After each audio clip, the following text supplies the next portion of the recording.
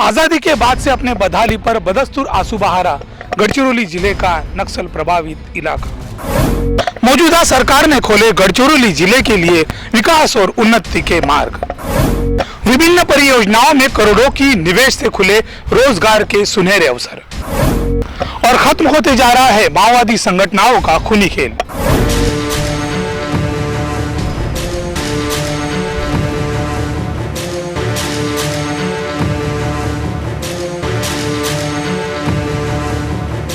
के साथ टक्कर लेकर और गांव के लोगों ने जिस प्रकार से उसमें मदद की है, इसके कारण एक बड़ा परिवर्तन नजर आ रहा है।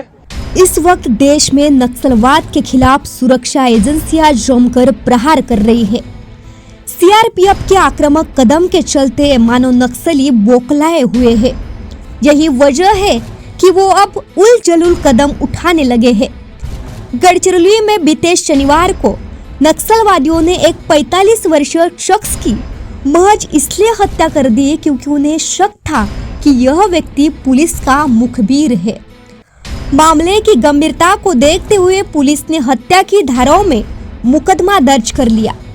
मारे गए व्यक्ति की पहचान केरगांव निवासी सुखराम मडावी के रूप में की गई। पुलिस ने बताया कि शव के पास मिले पर्चे में माओवादियों ने यह झूठा दावा किया है कि सुखराम पुलिस का मुखबिर था और उसने जिले के पेनगुंडा इलाके सहित कई जगहों पर नए शिविर खोलने में पुलिस की मदद की थी। अधिकारी ने बताया कि माओवादियों द्वारा यहाँ किसी आम नागरिक की हत्या किए जाने का इस साल का यह पहला मामला है। गढ़चिरौली में नेलगुंडा और पेनगुंडा इन दो पुलिस थानों का निर्माण होने से नक्सलियों का सब्र टूट रहा है। पुलिस पर निकलने वाला गुस्सा अब नक्सली बेकसूर स्थानिक लोगों पर निकाल रहे हैं। महाराष्ट्र के गढ़चिरौली में नक्सलवादियों को मुख्यधारा में वापसी के लिए एक नई उम्मीद की किरण दिखाई दी है।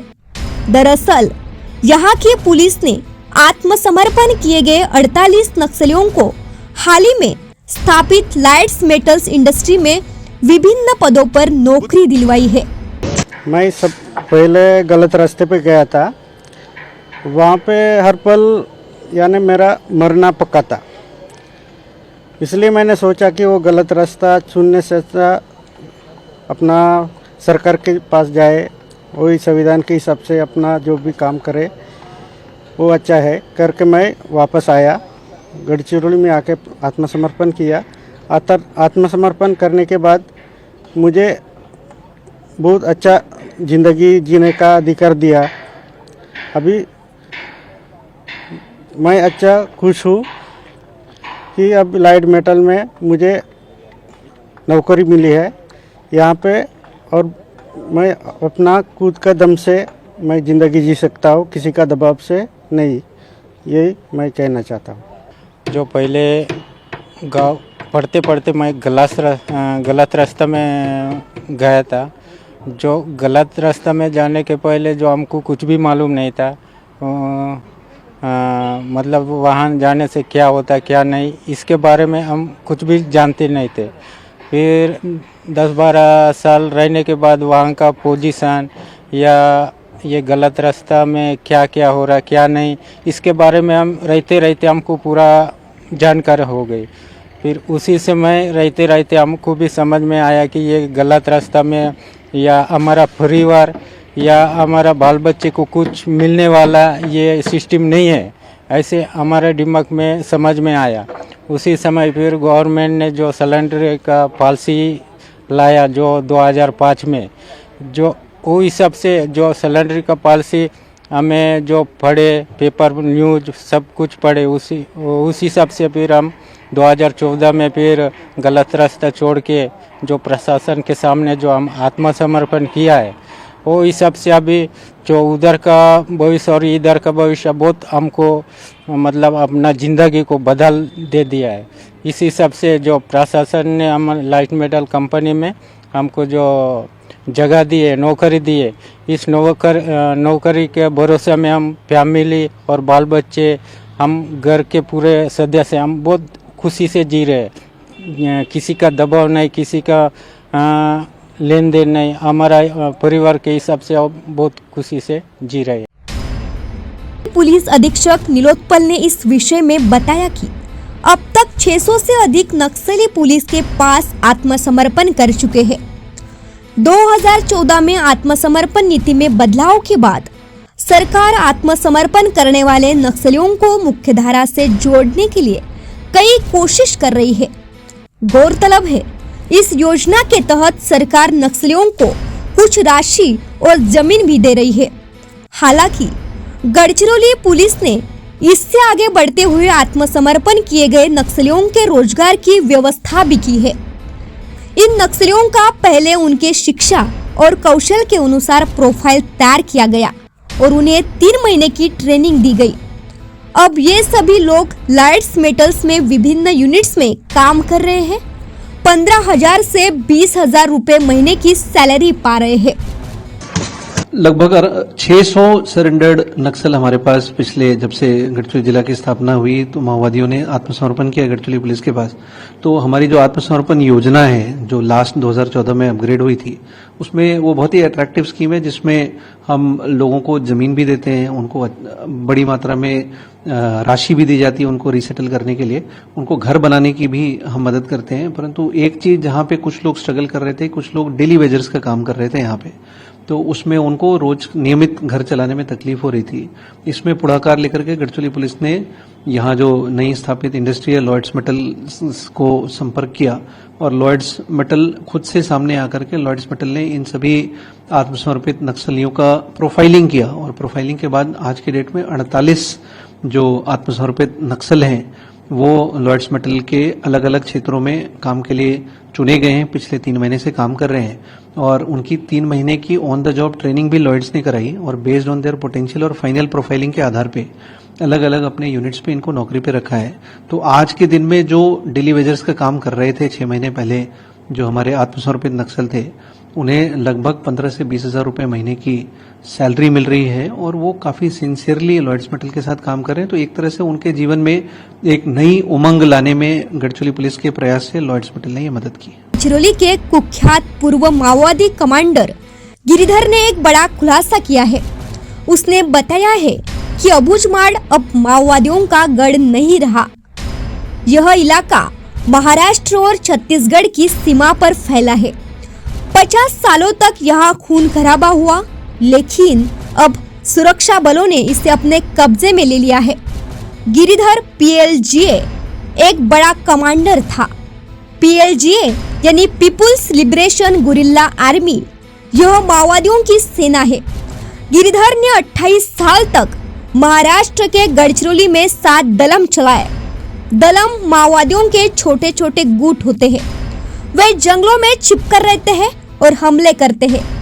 गिरिधर ने कहा, अबूझमाड़ की पहाड़ियां अब माओवादियों का सुरक्षित ठिकाना नहीं रही। हमारे कब्जे वाले इलाके खत्म हो गए हैं। कमांडो दंडकारण्य के जंगलों के हर हिस्से में घुस रहे हैं।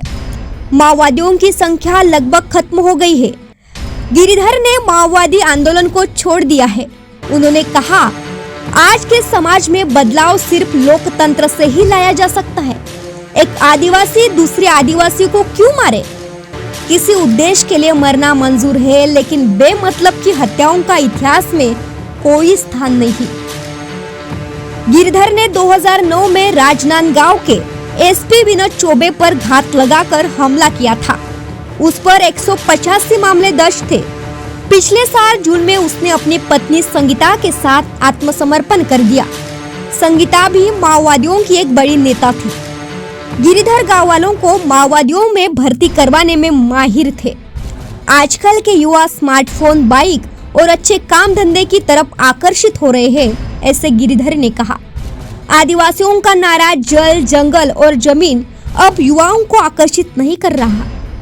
हमारे लोगों की संख्या तेजी से घट रही थी। पुलिस अपने सामाजिक कार्यों, मुफ्त की चीजों, नौकरियां और बेहतर जीवन के वादे के साथ उनके लिए ज्यादा दोस्ताना लग रही थी। उन्होंने आगे कहा, शिक्षा और शहर की चकाचौंध के कारण कोई भी हमारे साथ जुड़ना नहीं चाहता था। वहां का युवा पुलिस की गोली से मरना नहीं चाहते थे, फिर भी गिरिधर उन्हें माओवादियों में शामिल कर रहे थे।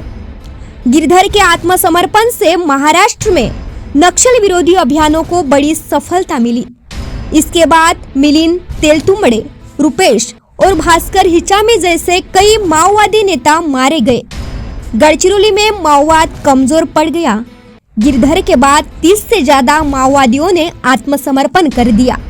आज हम लोगों ने पेनगुंडा में भी एक नया आउटपोस्ट चालू किया है, जिसके कारण पूरे तरीके से जहां माओवादियों का डोमिनेंस था वहां अब हमारा सरकार का पुलिस का डोमिनेंस दिखाई पड़ता है। लोग सामने आए हैं, लोगों ने ग्राम सभा के ठहराव करके हम नक्सलियों के साथ नहीं, हम भारत के साथ है, भारत के संविधान के साथ है, महाराष्ट्र में हम लोग साथ में है, इस प्रकार के उन्होंने प्रस्ताव पास किए हैं। गिरिधर ने कहा, केंद्रीय गृह मंत्री अमित शाह ने 2026 तक माओवादियों को खत्म करने का आह्वान किया था। संगीता अब सार्वजनिक जीवन में एक नई शुरुआत करने की योजना बना रही है।